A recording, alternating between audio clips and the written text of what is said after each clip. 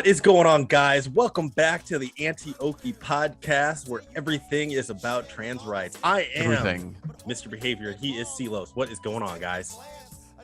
Yo, man, it's like what's what I'm looking for? It's like not normal to be normal anymore, bro. Well, that's like the pushback. The pushback in counterculture is people who just want to just be regular and, like, I don't know, maybe play games and, I don't know, not have political agendas shoved into it. But we'll get into all of that. We got a lot of stuff to talk about today. We got some follow-up on the Scott Cawthon debacle. I know we're a couple of weeks late, but we didn't get to talk about this yet. We did bring it up on the last episode, so I wanted to show Ceelows what happened to Scott Cawthon, and we're going to read his letter out to you guys so you can kind of see what's going on there.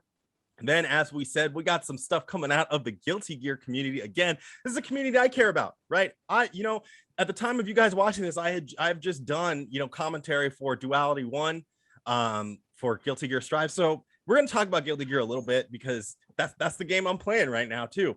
And then we got some stuff coming out of the Final Fantasy 14 community, the MMO community. Now, this is a game that I know, Ceelows, you've been playing that game a lot. I just got into it recently. I'm at like level 20 or something right now, so I'm like halfway through. Catching up to me. Yeah, I'm like halfway through Realm Reborn or something like that. And I actually have two characters. I have another character that's level 16 that I'll probably do at some point. But we're going to talk about Asmongold and his venture into Final Fantasy 14. Asmongold. Asmongold? Yeah, Asmon. Yeah. Okay, so no disrespect, man. I'm not trying to disrespect. I actually like him. He's the eyebrows of the internet community. He's honestly my favorite streamer. Yeah, like, he's not like I don't think like he's got some liberal ideas. Like he's not as based, but he's pretty based. Yeah. I mean, like, he's really genuine. He seems like somebody who just wants common sense. Yeah, like he believes the things he says. Yes, and that's what I'm about. So yes. Like it's good to good to see. There's no virtual signaling, none of that. So, like, Absolutely.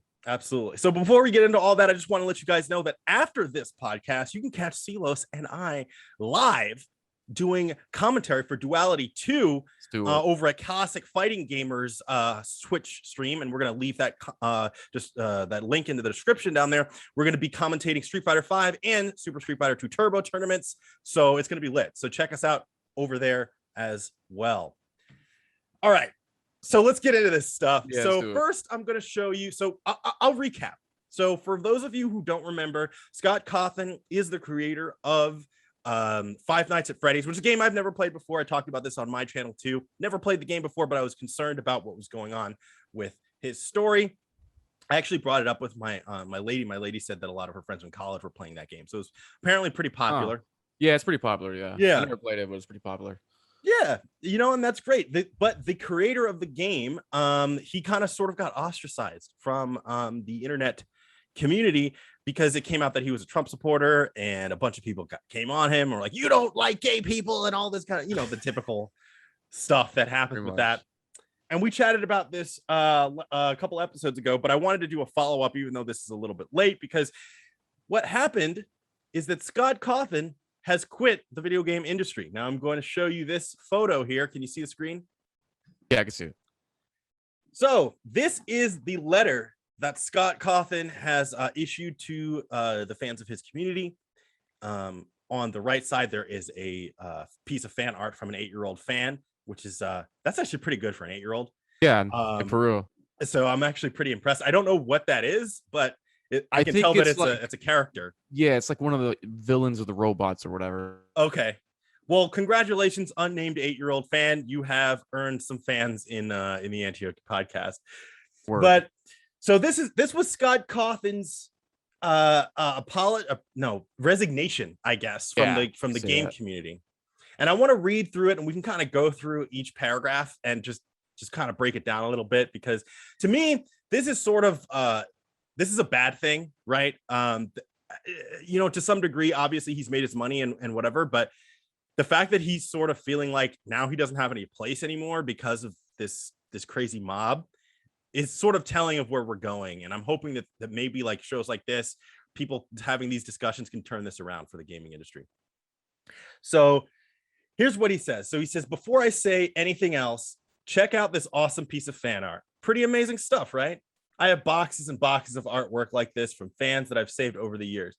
I've tried to answer as many letters as I could and apologize to anyone that I missed somehow. That's actually really nice. Like most people don't. That's more than most people do. Yeah. Someday when I have a bigger living room, maybe I'll make a giant collage of all the fan art I collected. Stuff like this has made it all worthwhile to me over the last 7 years. And that's also a good point is I didn't realize that Five Nights at Freddy's was so new. It's only like a 7-year-old franchise. The first game came out in like 2013 or something. Yeah, something like that. Yeah. I think it's what, 3 games of it, I think? I think there's 3. Yeah. The most recent one came out, I think, last year or something like that. Yeah, that makes sense. Yeah, that sounds about right. So he goes on to say, I've had a blessed, fulfilling, and rich career. I've been shown great kindness, and I've tried to show great kindness in return. I tried to make some good games, let the debate ensue, and I've witnessed the creation of possibly the most creative and talented fan base on the planet.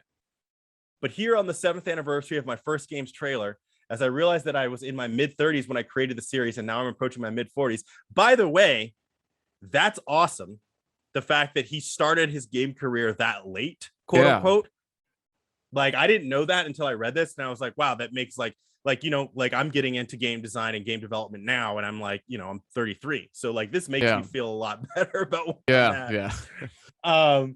but you know, not to say that 33 is old. It's just like, you know, a lot of people come out of college and they go into it, and they, you know, by the time they're in their 30s, they're like 10 years deep, you know what I'm saying? So but that was something I didn't realize.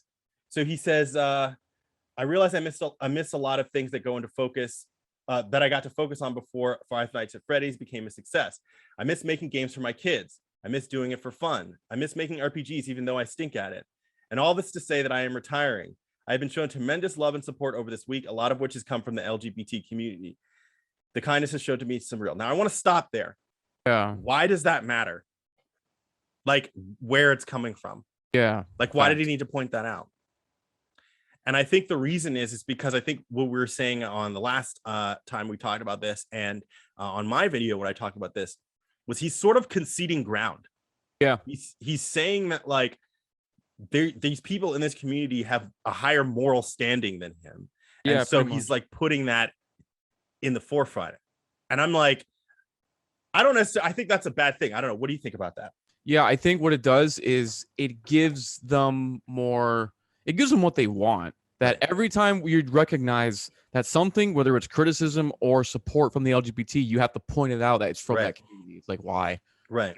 There's and this is, I don't think he even, I think most people who concede ground like this don't understand what they do when they do that. Right. So now like that becomes a norm that every time you have to always point out that, oh, this is that community. You don't do that. We don't do that with anybody else. It's only that community. So it's like, we know what they are trying to gain from this. Yeah. And we're willingly conceding ground. Right. It's like, I don't see that trend ending anytime soon. Like, I mean, I know we've been seeing some pushback over the last year or two or so, but like this language is really important when we talk about stuff like this. And this is a good example of, like you said, conceding ground. Right. It's just sort of elevating, like I was saying before, it's elevating one group's moral standing over another. And from my understanding, I don't know, like I thought that like the whole point of like the gay rights movement, like when it was started, was no one should care. And we've made it so that people do, like they put that first. You should care because I'm, you know, an alphabet person or whatever. And it's like, no, that doesn't make your opinion any more valid or less valid or whatever. You know, if it's dumb, it's dumb. You know what I mean? I had this conversation. Speaking of valid, I actually was on another podcast. Shout out to LG recently. And we were talking about validity of opinions. And this guy kept saying that like, oh, you can have an opinion, it's valid. I said, no, like some opinions are not valid. Because they're stupid. Right. Valid means cogent. It means intelligible. It means correct. So you can't just say just because somebody has an opinion that it's valid. And this is sort of what we're saying. It's like, oh, this person has an opinion and they're LGBT, therefore their opinion's valid. This is stupid. That's dumb. That makes no sense. That's bad math, you know. Anyways, so he continues to say, is this the end of Five Nights at Freddy's? No. This just means that someone else will be eventually running the show, someone of my choosing and someone that I can trust. we all have to wait and see how it plays out, but an announcement will be made at some point. Now, I will be following this, and I want to find out who he's going to put in charge, because I have a feeling it's going to be some leftist. Yeah, yeah, probably. And it's probably going to be somebody from the alphabet community. Yeah. And that way he can't like be criticized for walking away and putting another Trump supporter in charge. You know what I'm saying? He doesn't understand that if he does that, they're still gonna come after him. Right. They're gonna call it for like fake and phony. You're like you still don't like us. Why are you lying? Like you can't win with these people. Yeah, they're ill. Like don't give in, bro. Well, the thing is too, is it's like that's already happened. That's why he's quitting. Right? Yeah. It's like he can't handle it now. So pretty much. I mean, and to be fair, he goes on to say I have 6 kids now, although one of them is currently the size of a blueberry. I love them dearly. They're my whole world and my whole universe. I want to focus my attention on them, focus on protecting them, and spend my time making things for them. I only ask that my fan base respect my decision. I will still be around, just not in the capacity that I used to be. What a blessed career I've had. What wonderful people I've met. And what tremendous blessing to have been able to know all of you. Thank you so much. So what I take from this is that there's 2 things. 1, he didn't want to be criticized anymore. Yeah. But 2, this was an opportunity for him to just get away and just like spend time with his 6 kids. Yeah. So on that front, I'm like, okay, that's good, right? He gets to like raise his family and do whatever. But the circumstances and sort of like the way that he's conceding ground, like we were saying before, not necessarily good.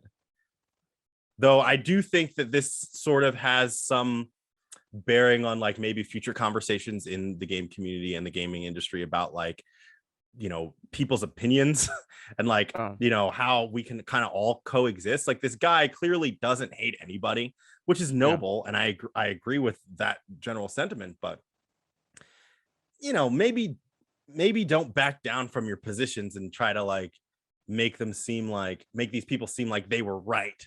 You know, but it seems like maybe it was an easy out. I don't know. What do you think? Yeah, it's like, I mean, you see this often. Someone who gets criticized, like someone of in power like this gets criticized, and then they get overrun by the criticism and they just give up and retire. Yeah. This is very common. Yeah. Like that concedes ground in and of itself, I think. Like I don't think he would retire if this never happened. I think he would probably keep making games. And like now he sees like if I'm going to keep making games, this is what I'm going to have to deal with. It's like right. I mean that's what comes with having these opinions and having this worldview. You're going to get these kinds of people coming after you. It's 2021, like it is what it is. But are you going to give up your integrity for that? That defeats the whole point of having it. It's like if you're just going to give it away, then you don't really have integrity. Facts. So, and this is only going to keep going. Like I wonder how many people are going to like continue to stand up to this nonsense. And it's unfortunate to see shit like this happen so often. And because Five Nights at Freddy's is a pretty popular game, and like as each game came out, like more people hopped on board. Yeah. Now I don't know if he thinks like now because he has this criticism, people are going to stop playing it. It's like the people who are playing it are not these clowns anyway. These people don't play their games. Yeah. They're just Twitter whores. Like who cares? Yes, that's what I'm curious about, right? It's like how many of these people who are that loud and crazy about like certain forms of activism are actually playing the games. From what I was researching, it seemed like at least a lot of game journalist outlets make it seem like a lot of the fans are like LGBT people or whatever.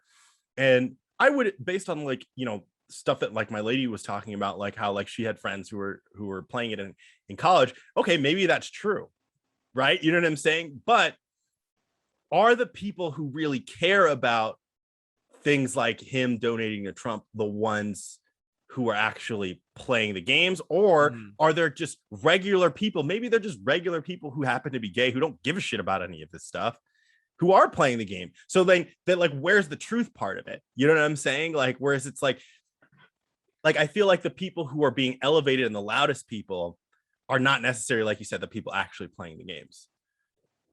And like it's I think they're like the journalists are trying to distort the truth. Like, oh, all these people are not playing this game anymore. It's like you look at the Steam charts, it hasn't really changed. Yeah, right. I think, and that's a pretty good data point to even see right there, because that game is really popular on Steam. Yeah. I mean, I haven't seen the numbers, but I like usually in these situations, when you look at the numbers, they don't really change. Like maybe we'll see a small drop for like a day, because the thing is, it assumes that these people actually care about their worldviews, and that they're actually virtuous and they actually take action. They don't. Not even conservatives do that. Right. Like you have so many conservatives who like just to give one so off example, like they'll complain about public school but send their kids to public school. Yeah. It's like not even us on the right do that. So it's like, you think really people on the left are doing that? Yeah. Like you're gonna get bored.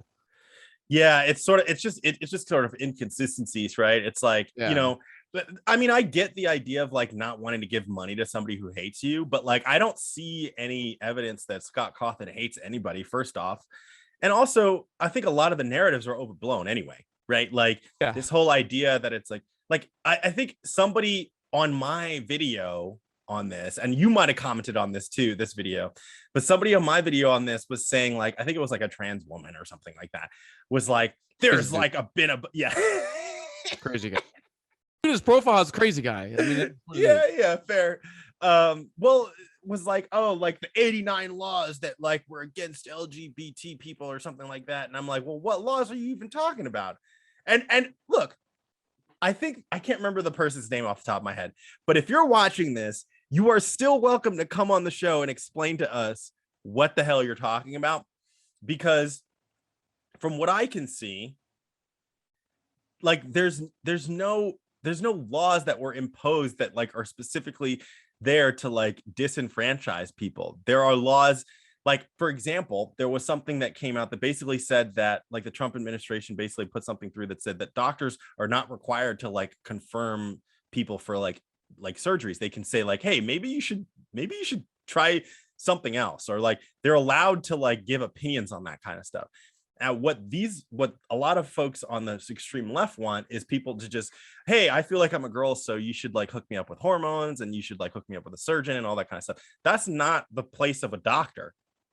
The doctor's supposed to be like, hey, like, let's examine you and figure out what's going on. Maybe you need to go to a psychologist. Maybe you need to go to a therapist. Maybe you know what I mean? And so things like that, where people overblown, all that to say, the narrative has been overblown so much so that it's like, well, if you support this, then that means you hate people and whatever. And that's just that's just objectively not the case, especially when you look at somebody like Scott Cawthon. You know what I mean? It doesn't hold water for more than 5 seconds if you examine it. That's all I'm saying. It's also like this, like, I don't know what 89 laws is referring to, but like I imagine it's on a premise that I don't accept anyway. Like, it's probably on some modern gender theory bullshit that like I just don't accept. Like, just like, no, 20 years ago you be looking crazy. Like, it's just we've validated mental illness so much now that's become normal. That's all it is. I'm just rejecting that completely. I just don't like. I don't even give in. Every time someone tries to have an argument with me and they're operating under one of those premises with modern gender theory, I always call it out. Like, I don't accept that. I just reject that. No, it's nonsense. You're full of shit. Like, I have to. You have, like, if you don't, like, that continues to become the norm. And so, like, we're at that point because it's, it's not about like, oh, like, you can do what you want, just leave me alone. That was a lie. Like, you know that now. Well, it's the same with any of these other things. I've gotten into conversations with people before, like people who are really into like critical race theory, for example, right? And they do set these things up so that you have to continue the conversation under their premise. So I'll give you an example of this. I was talking to somebody about like critical race theory in schools, for example. And they were saying that this is just seeing it through the lens of real history and like not the whitewash history that we learned. And I said, look, I've learned a ton of stuff. I grew up on the East Coast in an affluent suburb of New Jersey. I learned a ton of stuff about slavery, about civil rights movement, about all types of stuff because I lived in a very leftist place. So these are things that like critical race theory claims to be teaching. But why do you need a different thing for it then if that's what it is, right? And so this person said, well, I'm sure you would agree that said that like, well, I know that you learned a whitewashed version of history, and tries to set the conversation up around that premise. And I'm like, no, I don't agree with that. I don't think that that's what I learned. You know what I'm saying? So before we can continue this conversation, we have to agree on the terms. And this is the same thing with the gender theory stuff, is they construct this idea that so we have to operate under this premise in order to have this conversation. If you don't call it out exactly like you said, you're going to be trapped. Can't win because you're not arguing the same premise anyway. So you argue semantics, and then it doesn't lead anywhere. Right, exactly. And that is a segue into our next conversation, which is about the Guilty Gear community. So recently there was another Levo tournament for Guilty Gear Strive. And for those of you who don't know what Levo is, it's basically Leffen's version of Evo. Leffen doesn't play Smash. Does he not play Smash Brothers anymore? Like, I don't know what's going on. He's been playing a bunch of other stuff. Well, the thing, I think, like, with the Smash community in general, the online isn't good. So when COVID happened and all the online games came about, Smash didn't really survive in that online space. Right. Kind of died out. So everyone started playing other games. Pleathers also has a history of playing Dragon Ball Fighters and making it to like and winning a lot of tournaments against like I think Gachikun. Oh wow! Oh wait, not Gachikun. I have the names mixed up. It's a prominent Japanese player who also plays Street Fighter. I can't remember his name though. I think he plays Monado or something. But yeah, Leffen's been playing that kind of game. Since Dragon Ball Fighters. So I guess he just naturally moved on to Guilty Gear since Smash sucks online. I was wondering if it was maybe that he was trying to distance himself from the Smash community after all of the weird stuff that happened. I think he was too. He made a video on that. Oh really? He did make a video. Okay, well I'll have to check that out. Yeah, but anyway, so he does his own Guilty Gear tournaments. Perfectly cool. That's awesome. I actually like Leffen as a player. Mostly because a lot of people don't like him. for some reason. Maybe it's just because he doesn't like, he's not American, right? So he doesn't like go fall under a lot of American talking points. But the last the last match was between Leo and Soul, and it was Sonic Fox playing Leo and Deb or Super Debacle playing Soul. And this fine gentleman named or person, I don't fucking know, anime avatar, whatever, named Finefold tweeted this image out almost immediately, which is like, did you have this ready to go? Like, yes. Jesus Christ. Probably. So congrats to Sonic Fox for this was a couple weeks ago, so this was January 4th or July 4th. This was on July 4th. Congrats to Sonic Fox for winning Big Levo yesterday. It was an amazing set between you and Super Debacle. Here's to more Guilty Gear between you two. Mosaics, trans rights, and the image, as you can see, unless you're one of our blind listeners, is Soul and Leo holding a trans flag. I don't know. I don't even know anymore. I just don't. Like, let's just. I'm gonna let you talk. Yeah, let's just make two characters gay. Because wait. Not gay, okay? Trans. Yeah.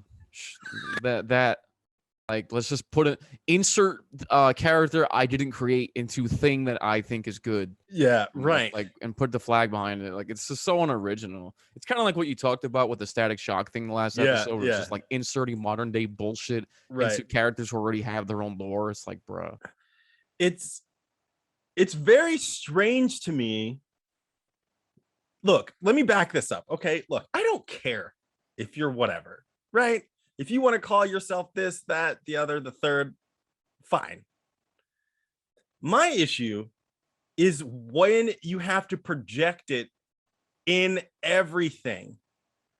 Now, what I'll show in the edited so that you guys can see this is Sonic Fox's tag on Guilty Gear Strive is trans rights in big letters. Now, I'm going to show you guys something about Sonic Fox. This is why I don't really understand where this is going. Let me stop share and I'll reshare in just a second. Now, if any of you have spent any amount of time on Sonic Fox's Twitter profile, you will have seen this. This is his pinned tweet. Okay. Now it says, I'm a non-binary gamer that just happens to be really godlike at fighting games, and I'm very outspoken. Not good English, but whatever. We're not here to be grammar Nazis. We're here to be regular ones. No, I'm just kidding. So about my beliefs. I live by empathy. Somebody's gonna clip that, by the way, and be like, "Hey, you said he was a Nazi." Yeah, that's fine. Let them. I'll have some fun with it. That's why, I'm just baiting you. Yeah. I live by empathy, understanding, and sticking true to myself. See me in Skullgirls underneath the persona. Now, there's a couple of things that I could take issue with here, but I wanted to bring this up because I wanted to point out that he says that he's a non-binary gamer. From what I understand, non-binary is not the same thing as trans. Am I correct? I don't know. So, okay, look. Like, I reject this so hard that I don't know. I know. But see, look. This is the case where I want to operate under their premise because I want to understand what the fuck they even think they're talking about. Because here's the deal. From what I know, look, guys, I spent 10 years in San Francisco, okay? I think I understand what the hell you guys are talking about a little bit. Now, non-binary to me is neither male nor female. That's what these people are saying. Now, I don't agree. I don't think that that's a thing. I don't think that you can just reject your biology that way. That's notwithstanding. Yeah. Because the definition that you've given me about non-binary is that it's neither male nor female. Now, the definition that I've been given about transgender, whether or not I agree with it, again, is one person transitioning from one gender to another, which would mean that they would have to go from one side of the binary to the other. What do those things have to do with each other? And what does that have to do with this?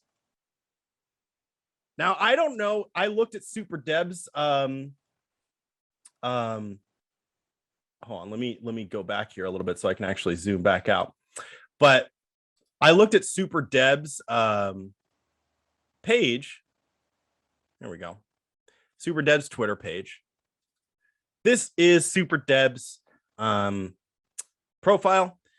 Super Deb's from Ontario. Super Deb is was a really good XR player, champion, won at EVO 2019, which I was there, by the way. I watched that. Congratulations, Deb. That was awesome. But I don't know whether or not this person is trans. I'm going to assume so because there's pronouns in the bio, right?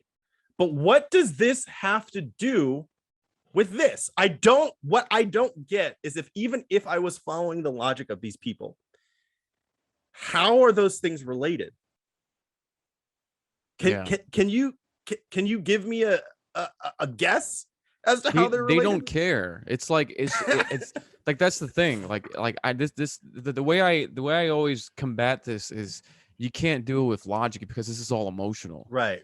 They've kind of made up their own ideas, but obviously when you bring on the logic, none of it really makes any sense, and it doesn't really correlate with anything because they all have their own definitions anyway. They don't have like a universal thing that says this is the right thing and this is the wrong thing. Right. It's all relative, and so it's going to differ from person to person, and because nobody wants to offend anyone in this premise, nobody really challenges these kinds of things. So you have all these things that don't make sense that coexist, and everyone just supports it and gets 14, shit like this gets 14,000 likes, but in reality they're all mentally ill and everyone's just playing video games and everyone's good. But this is why I reject this crap. Like, we're not like starving with gulags in like a different country. Like, we're all playing video games on the internet with cartoon characters on profile pictures. Like, yeah, I mean, like, the thing is, so the rules here is as blatantly stated by Sonic Fox: empathy, understanding, and sticking true to myself. Now, look, this is another thing where, like you said, logic doesn't play into that, because I'm going to be real with you, man. If you're sticking true to yourself, you're not going to call yourself non-binary, and you're not going to be a furry. Facts, yeah. That's just real. Anyone who's got empath in their bio or like empathy, if you have to like really say that, obviously the red flags immediately come up. Like normal people don't do that. It's obvious this is like a. It's almost like a cry of mental illness in a sense. It's like, I'm a good person. Yeah. It's just like, I need help. I'm mentally. That's how I see it, honestly. So like, I don't really know how to. I don't really know how to fix. Because again, this stuff, man, I honestly think it's gonna take a generation to fix this crap. Yeah, so embedded at this point. And the problem is that they're trying to make sure that the next generation is like accepting of this from the outset. That's where you get people kind of pushing these narratives in public schools and things, which again, this is what I'm saying. We're adults, man. If you're watching this and you have kids, I know that you like games and all this stuff. because actually, funny thing, my lady's nephew, she told me that she was talking to her nephew and she said, because they're going to come visit us, like, when you come visit, you get to play video games with Chris because he likes video games and all that stuff. And the kid is like 6 and he's like, all dads like that stuff. It's really funny to think about like how like our generation, like our dad stuff is video games. Very weird. When you think about like our dad's dad stuff would like maybe like collecting model cars or like whatever. Like my uncle used to do that, but our dad's stuff is video games. So this is why I'm saying, if you're watching this and you're an adult and you have children and you're playing games and you're like on board with us, take your freaking kids out of public schools, man, because this is the kind of stuff that they're learning. This is how and then they send them off to these things and then they come back and they're like, I hate you and I don't want to be a boy and blah, blah, blah, blah, blah. And I'm a furry and this, that, the other. Now, I will say that that 90s cartoons probably had a lot to do with creating furries, but that's a conversation for another day. We talk about things like, like the Lola bunnies and the Sallys from Sonic the Hedgehog of the world and things like that. I think I could probably find a lot of examples of why. I'm actually looking forward to a conversation because I kind of disagree. I think. Okay, sweet. Fantastic. I think it's actually porn. So like we can talk about it next time. Wow. Yeah. Okay. Yes. I think it'll be good. That's a good comment for next time. That is a episode that you guys will have to come back and watch later. But so let's go. Wait, hold on. Let's go to Sonic Fox's Twitter bio. So here we go. These are the things that matter to him the most. So in order, he is black, he is non-binary, and he is a furry. Now, again, didn't civil rights movements, didn't they operate under their premise that none of this shit matters? I mean, maybe the furry stuff matters a little bit because that's a little weird, but wasn't the premise that like we weren't supposed to judge people by immutables? That we were just supposed to. They don't care. Right.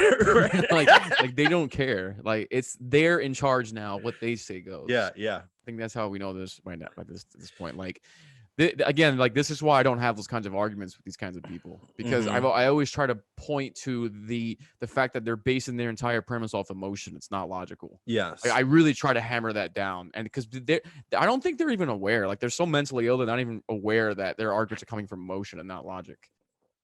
Right.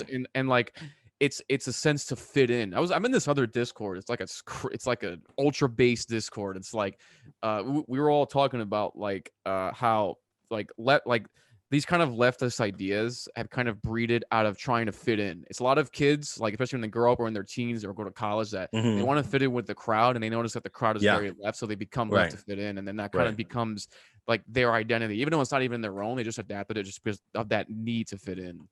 And we're gonna have to teach our kids to like because it's kind of a middle ground. Like you do obviously want to fit in to some extent, but you don't want to conform to you don't want to give up integrity. Like I think you can do both at the same time, but that's going to be pretty important raising the next generation. Like my niece is like 9 and she loves TikTok, and she was showing me TikToks because she's really into Roblox, and they've got like BLM Roblox stuff that pops up sometimes, and I'm just like, man. Like it's hard because I can't always be involved. It's really like my of course raising her, and my cousin's pretty base too, which is kind of nice. But I don't think she's aware of social media indoctrinating your kids. Yeah. And I'm gonna have to have a conversation with her about that. That like she's gonna have to limit the internet usage for her kids. Oh, for sure. Because that's really the best way to go up. The same way like our parents would like limit how much time we play video games. Like, all right, you should go outside. Yeah, totally. We're gonna have to do that with internet, man. Right. Because social media is crazy. Like there's so much propaganda. Well, a lot of parents didn't do that, and that's actually a huge problem. Like our parents did that. That's why I can't play games for longer. Like I can go for sessions like maybe 4 hours at the most, and I don't do that very regularly. That's why I'm a bad streamer. So if I do that, I feel bad. I'm like, I got to get up and get outside. Like I do that very regularly. I'll play for like an hour or two and I'm like, yo, I got to fucking do something else. I got to work on something. I got to produce something. I got to go outside. I got to do whatever. But a lot of parents didn't do that. The reason why I have that in my head is because I can hear my mom's voice being like, yo, get the hell off that video game. Yeah. You know what I mean? And this is not to say video games are bad. It's to say that you need to have a balance with your life.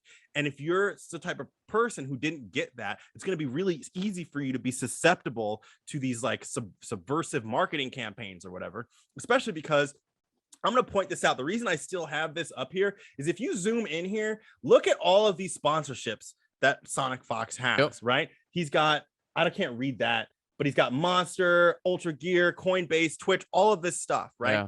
And these are the people who supposedly think that they're resisting something. I was watching Tim Pool, and he made this really great point. He said, look, he's a skateboarder, and he talks about how back in the 90s or 2000s or whatever, when he was skateboarding, like the counterculture was like kids like posting like tags, like their own tags or whatever, and like kind of trying to be a little bit subversive and paint over stuff. And now what do they put? They put BLM, they put like trans rights, they put all this kind of stuff. And these are the things that are being backed by the corporations. And these people think that they're resisting something. I got something to tell you. These people want you to be doing this, and if they want you to be doing this, that's got to tell you something about what that means. Why are they trying to program this into you, and how has that become somehow a counterculture? That's not a counterculture. What's a counterculture is us calling this shit out. Yeah, you know what I mean? So that's the weird thing, is like these people really do think that they're doing something that is subversive, but they're really just being backed by these major corporations. Young Ripper talked about that quite a few times too. He's just like, one of them was just like, the entire corporate world is backing your movement. Right. Do you not see like the problem? Like that's never been a thing ever. Right. It's always been the opposite. Right. Like, exactly. And this is why I say it's really emotional. They don't really care. They think they want to believe that because it feels good and they're earning money from these companies, so it doesn't matter. Right. It's fucking wild. Yeah. But you know, as somebody who I play a lot of Guilty Gear Strive, man. I love the game. I don't. You know, I'm not interested in this. Go ahead. You know what I think? I think what you're experiencing in the Guilty Gear community is what I experienced in the Street Fighter community. Yeah, really. It's actually why I don't really play it too much. Yeah, yeah. Like the community is so ingrained in the game, and it's just like I don't see the community changing anytime soon. I'm also just interested in other content right now and stuff, but like that's one of the reasons I kind of like over the time stepped away, because I'm just like, man, this is not what I got into in 2017. Right. What is going on? It's like. It's kind of removed a lot of the fun out of it. Right. Because you have to put up with this shit. Right. It's like I have to like accept all of these like narratives that I don't agree with. Like, why can't you look? I'm gonna be real. If you said this earlier when we were talking about this, if it really was just about let me do my thing, why do you care? Leave me alone. Sure. Great. But it's not about that. It's like, dude, this motherfucker had. I'm gonna put this on the screen one more fucking time before we go to the next topic. This person had this ready to go. What does this even mean, man? Like, we know that like Soul and Leo would never do this. First of all, this is the same thing. This is the same thing with what last episode we were talking about with the BLM with Nagaruyuki. Yeah. What the hell does that have anything to do with Guilty Gear, man? Like, and then people are gonna say like they'll say things like, oh, you ever play? Well, Bridget exists in Guilty Gear. First of all, Bridget's not trans. Okay, let me fucking break some shit down for you motherfuckers, because I know somebody's gonna say this shit in the comments. Bridget is not trans. Bridget's character was raised as a girl because his family was under the impression that if you have two boys, your family is cursed. So Bridget grows up as a girl, but goes out to the tournament to prove that the curse doesn't exist. That's the point of the character. The character is not fucking trans, okay? So before anybody says that, who is Bridget? I know what the fuck I'm talking about with Guilty Gear. I'm not a super expert, but I know the fucking lore, and you're wrong, okay? That has nothing to do with Guilty Gear, bro. I just this shit bothers me because I like I've been playing Guilty Gear since people said it was a Street Fighter clone back in 1998. Okay, I'm not amazing at the game. I've never ranked at everything, but that's not the point. The point is that I know enough about Guilty Gear to know that this has nothing to do with it. Yeah, and this is about you self-inserting and all that shit, and that's fucking weird. We got to stop this, man. Like, damn. It's like the Street Fighter community's obsession with like Poison as being trans and whatnot. Like, yeah, obsession with that. Right. It's like, you know, there's some lore with it, but I don't think it was really like video game lore. It was more like lore. I think like in Street Fighter 4, like she was like too sexualized, and I think like Capcom wanted to tone it down or something. Yeah. So they made it. She's like, still pretty sexualized in yeah, 5. she still is. Because so, she's like one of the curviest characters in the game. Yeah, I think like like the community like really jumped on that as just like she's a representation. It's like you can kind of see where they're coming from with this. They're just looking for any opportunity to be like, this agrees with what I think. Well, so even didn't the creator of that character even say that it would like I think at one point said that she's not trans, but also said like, okay, look, it's up to you guys to decide whether or not she's trans. Where do you fall on that? I think Poison is a chick. I think the only reason the creator said that is because they didn't want to deal with the backlash or the criticism or whatever. Like, what do you mean she's not trans? Like, yeah. I mean, I know it was kind of like a while back. Yeah. Like, I think this is like we're talking like we're talking about like Final Fight. Because the reason why that happened was because when Nintendo, so Poison was an enemy in the original Final Fight game. And when Nintendo brought the game over to the States for the Super Nintendo version, they were like, no, we can't have these guys beating up on women. So what they did was they tried to say, okay, well, maybe it's like a trans woman or whatever. That wasn't good enough. And they changed the character to like Billy and Sid. I think it was Poison, and I can't remember the name of the palette swap. Roxy, maybe. Somebody correct me if I'm wrong, but I think it was Roxy. But they changed it to Billy and Sid in the Super Nintendo version. So Poison doesn't exist in that. But what the attempt was to explain away beating up women was, hey, no, it's actually a trans woman. Like, don't worry about it. It's actually a dude. Like, you know what I mean? And Nintendo was like, nope, not good enough. You have to change that. So that's kind of where that started. And then I think at some point, one of the creators said like, well, I get like when she was put into Street Fighter 4, said, yeah, it's up to you to decide whether or not she's trans, whatever. Like, I don't have a stake in it. But I think at some point he said that she's not trans, and now people are like kind of debating it. What do you think? Okay, do you think that Poison's trans? I don't see it. Yeah, I think the creator only did that because he didn't want to deal with the bullshit. I guess, like political bullshit with it. Like, you just, but I mean, it's damn conceding ground even back then. It's like yeah, right. You know, right. it's like these people are giving you shit. It's like, bro, it's your character. Right. Exactly. You do decide what gender he or she is. Yeah. You right. made the fucking character. Right. They don't get to decide that. Right. No one gets to decide that. You created the character. Absolutely. Crazy. Absolutely. I agree with that. I mean, I was never in that camp. I was like, no, that looks like a straight up woman. Like, that's a woman. Like, straight up. No one's gonna look at that like, yeah, that's a dude. Like, nobody. Yeah. Like, come on, man. That's just ridiculous. All right, let's move into our last topic for the day. This guy, just so you guys know who we're talking about. Can you see him? Yeah. This is Osman Gold. Asmon Gold. Zach. He is a Twitch streamer. He is, as Ceelows said earlier, one of his favorite streamers. I've actually gotten into watching him pretty recently because he's moved over to playing Final Fantasy 14, and this is a game that I've gotten into because of you, Ceelows. And I know you've been playing it a lot. Like I said earlier, I'm like halfway through Realm Reborn, and I'm digging it. Actually, it's fun. That's fun. I'm actually surprised how much I like it because me too. Yeah, like it's like high fantasy. You know what's stuff. funny?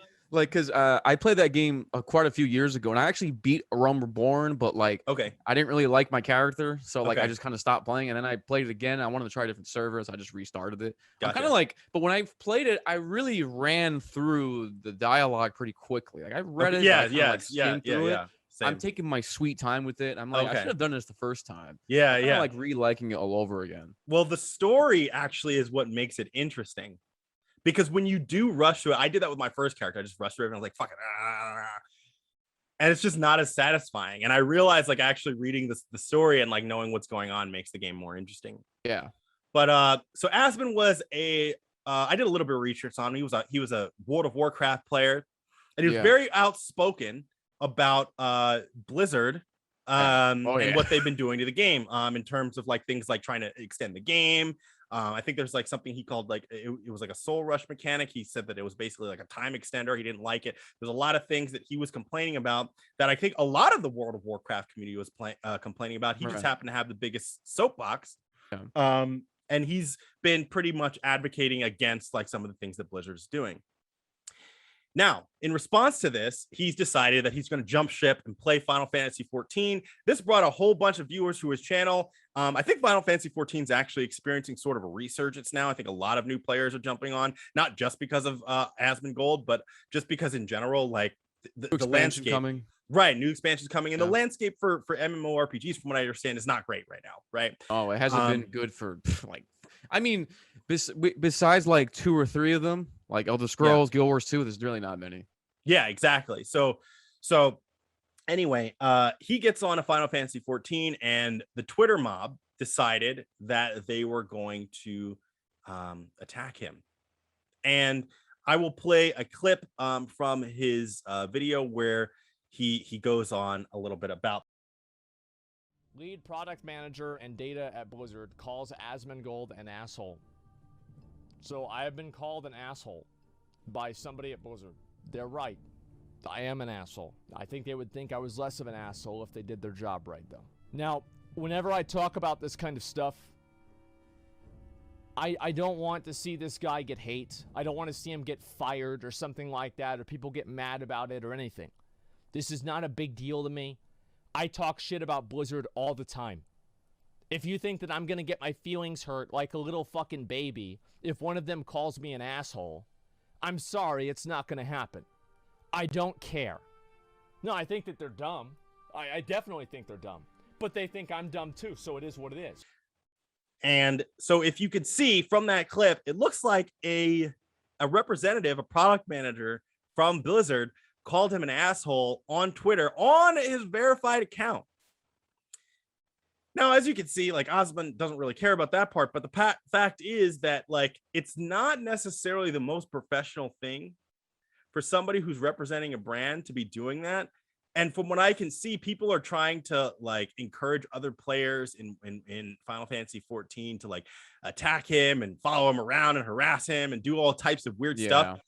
And it looks like this Blizzard employee is encouraging that kind of stuff, probably because he doesn't like what Zach has to say about World of Warcraft, which is fine. But, you know, from where I sit, if I was a product manager at Blizzard and a very notable streamer was giving me crap about what I'm putting into my game, I would probably consult with the streamer. You want to know why?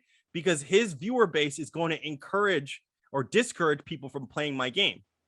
Now, I'm not going to suppose that Asmongold had anything to do with the huge resurgence of players that are coming to Final Fantasy 14, but I'm going to presume a little bit that, like, he might have encouraged, I mean, from my perspective, you got me to start playing the game, but he might have started encouraging, like, I think he had 200,000 people on his stream when he was playing it for the first time. Like, that's a lot of folks, man. Yeah, if you want to, I actually DM'd you the pretty much the Twitter reply. And so basically, can you see that? Yeah. Okay. So the way this really panned out was, this particular scenario is interesting because Asmongold really won here big time. Mm-hmm. Like, this person on the left, like, if you even go to this bio, you can really see what this person is. And Asmongold actually had a video on this replying to this. This is a person. The original. Open the original, and I'll so it's a little bigger. Here we go. So Asmongold pointed out that this person on the left, this gender expert, furry, literal autist, this person in the past has interacted with Asmongold and has previously, like, I think Asmon pointed is a separate tweet where this person talks about, like, basically Asmon made a tweet years ago. Mm-hmm. He was just like, you want to know a good way to avoid toxic people on Twitter? Look at their bio, and if they have pronouns, avoid it all costs. And he's right. And 100%. And so this person on the left didn't like that and called it out, and it got a lot of traction. And the first thing that this person on the left did is, by the way, here's my Cash App, I'm poor. And you can kind of see, like, this is what really we're talking about, like, kind of like also like with Sonic Fox and getting sponsored by these corporations. It's like, you know, human nature always shows up. It's really funny when you see it. It's like, with all the virtue and all the I'm an empath, like, you know, you can't deny human nature. You really just, like, wherever the money is, you're gonna go. Yeah, for sure. It's really interesting to see that. But basically, Asmon pretty much won this scenario in general, pretty, like, in like he had a lot more support in this scenario than like I usually see when he gets criticized. It was kind of nice to see. I think it's also due to Blizzard. It really has. I mean, if you look at this product manager, this guy's also with the pronouns. Like these people are all one and the same, and there's a strong pushback. But especially in the MMO community, there's a strong pushback, and Asmongold's kind of leading the charge, and I'm all about it. That's amazing. Personally why I think like he's probably my favorite streamer on Twitch. It's really nice to see like over like hundreds of thousands of people like follow behind. Like it's good to have him at the tournament. And he's not apologizing for any of this. He's doubling down, and I think we need to. It's good to see that, especially in a genre that I feel like has been abandoned for a long time, because MMOs. Like when it comes to like video games, I grew up with MMOs big time. I was a big like RuneScape nerd. I love Story. I love a bunch of Korean MMOs. Like that was my shit growing up. But then 2010 hit and kind of just died out. And I like Final Fantasy IV just kind of like brought me back into it. And it's nice to see like this happening where it's like there's a lot of hype around this game because of someone who's like pretty base leading the charge of this. Yeah, it's good to see this like pushback. Yeah, of course. I mean, we're looking at this. It's like, okay, so here's a couple of things we have in common with this last thing we're talking about. So first of all, far left anti-fascist techno anarchist, okay, shit poster Twitch affiliate, okay, rural but people friendly, furry, it's always the furries, actually autistic, gender expert, and then the trans flag. So this is a dude. Yeah, she her. Okay, so one thing I want to point out. People always put in their profile, when they put their profiles, they go, some people do this, she, her, or they, them. Isn't that just make you a regular person? Yes. Like, I don't understand. Like, if I'm referring to somebody in a conversation, they're not in the room, like I just did, they're not in the room, and I don't presume to know the gender of that person, I'm going to use they or them or their. That's what I'm going to do. That's just English. This is how it works.